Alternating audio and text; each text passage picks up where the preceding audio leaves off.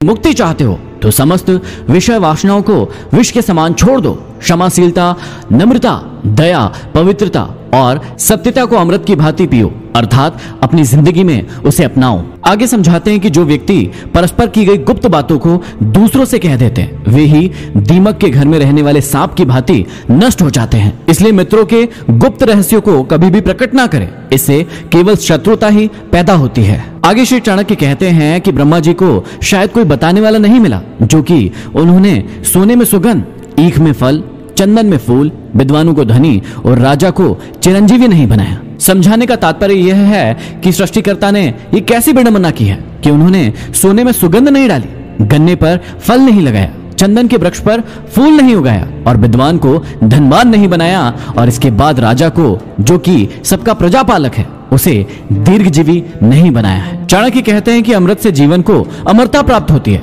भोजन से शरीर को पुष्टि मिलती है, तृप्ति प्राप्त होती है, और आंखों के बिना सारा संसार ही अंधकार में डूब जाता है, और दिमाग के बिना तो चिंतन ही असंभव है। चाणक्य कहते हैं कि ना तो आकाश में कोई दूत गया, न इस संबंध में किसी से कोई बात हुई, न पहले किसी ने इसे बनाया और ना ही इसका प्रकरण सामने आया। तब भी आकाश में भ्रमण करने वाले चंद्र और सूर्य में ग्रहण के बारे में जो ब्रह्मांड पहले से ही जान लेता है, वह विद्वान क्यों नहीं है? अर्थात वास्तव में वह विद्वान है जिसकी गणना से ग्रहों की चाल का सही पता लगाया जा रहा है। आगे चाणक्य ने बहुत ही अच्छी बात समझाई है कि विद्यार्थी, नौकर, पथिक, भूख से व्याकुल व्यक्ति, भय से त्रस्त, भंडारी और द्वारपाल, इन सातों को यदि आप कभी सोता हुए देख ले तो तत्काल जगा दे, क्योंकि अपने समस्त कार्यों और कर्तव्यों का पालन ये जागकर ही या फिर सचेत रहकर ही करते हैं। अर्थात विद्यार्थी यदि सोएगा तो पढ़ेगा कैसे? नौकर यदि सोएगा तो डाका पड़ सकता है, मुसाफिर यदि सोएगा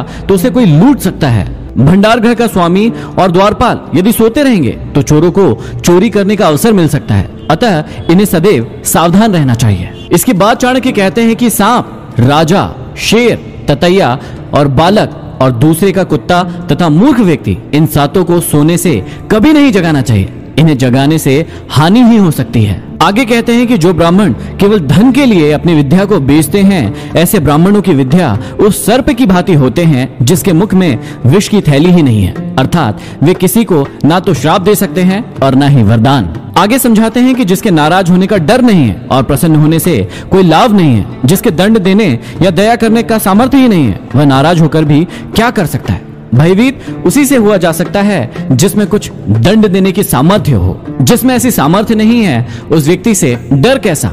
अपना हानि या लाभ देखकर ही कोई किसी से प्रभावित होता है। विषहीन सर्प को अपनी फन को फैलाकर फुफकार करनी चाहिए।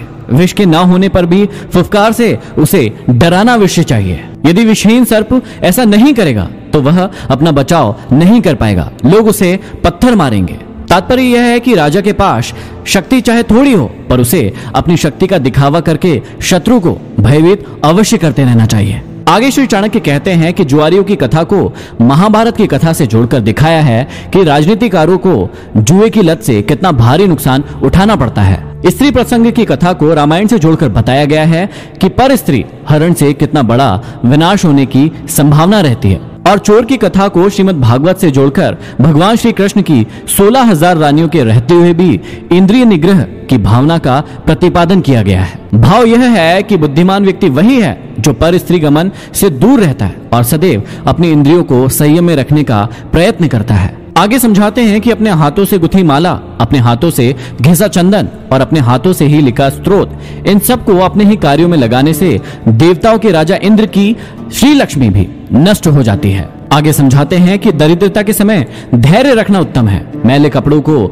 साफ रखना उत्तम है, घटिया अन्न का बना गर्म भोजन भी अच्छा लगता है और कुरूप व्यक्ति के लिए अच्छे स्वभाव का होना श्रेष्ठ है। भाव यह है कि दरिद्रता में यदि धैर्य रखा जाए तो दुख नहीं होता। गरीब व्यक्ति धैर्यपूर्वक अपना समय गुजार लेता है। फटे पुराने मैले कपड़ों को यदि साफ सुथरा करके और उनको अच्छी प्रकार से सीकर पहना जाए तो वे भी अच्छे लगते हैं। ज्वार, बाजरा, जौ, मक्का, इनके जैसे अन्य की भी रोटी यदि गर्म करके बनाई जाए और खाई जाए तो वो स्वादिष्ट लगती है, और अच्छे शील स्वभाव का व्यक्ति यदि कुरूप भी हो तो वो भी अच्छा लगता है।